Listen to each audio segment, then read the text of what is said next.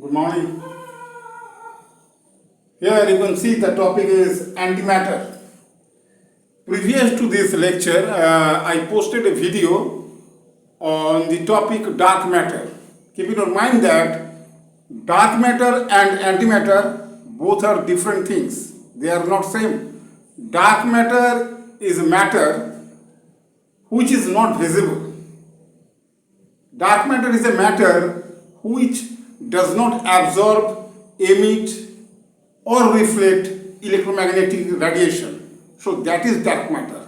Since it does not emit electromagnetic radiation, that means it does not emit light. That's why we cannot see those matters, and those matters are called dark matters. And you know that I had already discussed in the video that 85% of the matter is dark matter. And here the topic is antimatter. Okay, antimatter is different from dark matter. Antimatter is a type of matter composed of antiparticles. Okay, antiparticles. You will get this topic in the subject of particle physics. So, antimatter is a type of matter composed of antiparticles which are counterparts. Okay, which are counterparts to the particles that make up normal matter. Matter which we normally see.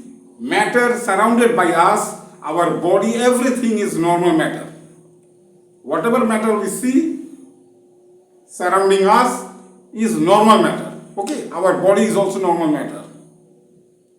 This room is made up of bricks, cements, sands, etc. Okay, so everything is here normal matter.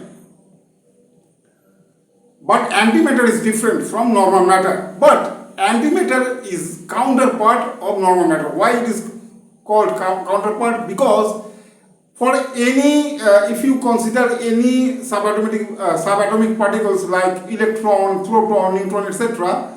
So for each fundamental particle, there is one particle having same mass but opposite in charge.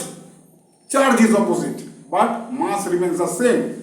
And one more property is there, that is very interesting property, that if an antimatter particle comes in contact with the counterpart of that particle, that is normal matter, okay, then they annihilate each other. Okay, they annihilate each other, and result is that tremendous amount of energy is produced in the process of annihilation. Whenever an antimatter particle comes in contact with its counterpart, means normal matter, okay, then in that case annihilation occurs, resulting in the production of tremendous amount of energy.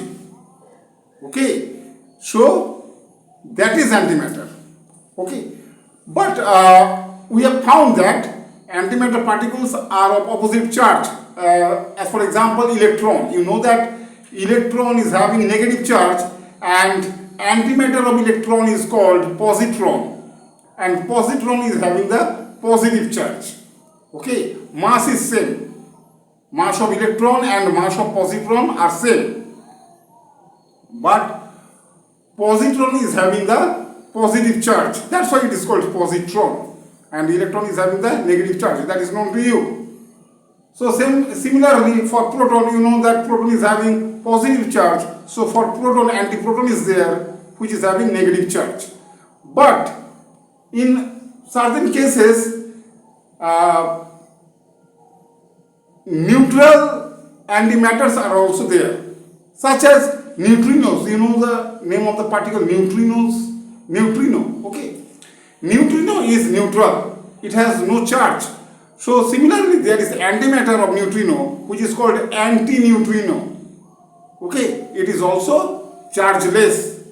Okay, it is also neutral. But other properties are just opposite to the neutrino. That's why this particle is called antineutrino. Okay, other properties are just opposite of neutrino, and mass is also same. For chargeless antimatters, mass remains same. For chargeless antimatters, mass remains same. Okay. So this was all about antimatter, and for the production of antimatter, and I have already mentioned that tremendous amount of energy is produced in the process of annihilation when an antimatter particle comes in contact with normal matter, counterpart. Okay.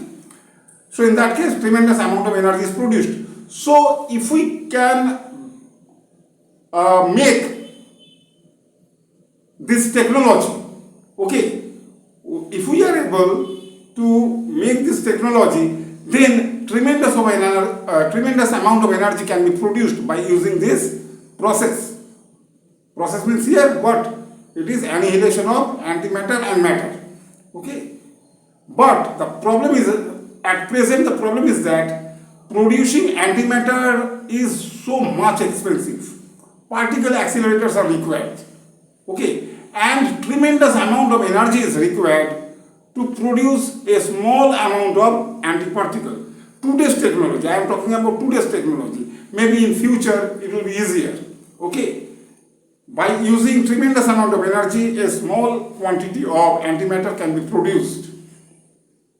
And so production of antimatter is so expensive and so difficult.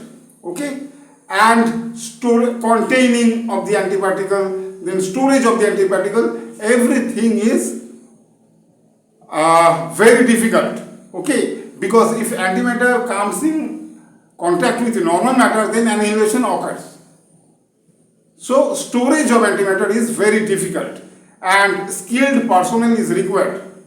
Skilled personnel are required for this type of job. Anyway, today's technology is not sufficient to produce antimatter for useful work. Okay, maybe in future it will be possible. But at present this is not possible. Just production of 1 milligram of antimatter will cost, it was estimated by the scientists that 1 milligram, you know 1 milligram, it is 1 divided by 1000 gram. 1 divided by 1000 gram.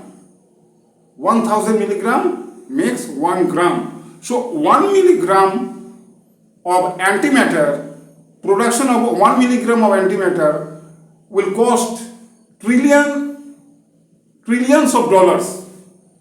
Okay, so this is, production of antimatter is so much expensive. Anyway, this was all about antimatter. My next video will be on, I have planned to make my next video on dark energy. Okay. Okay, thank you for watching this video.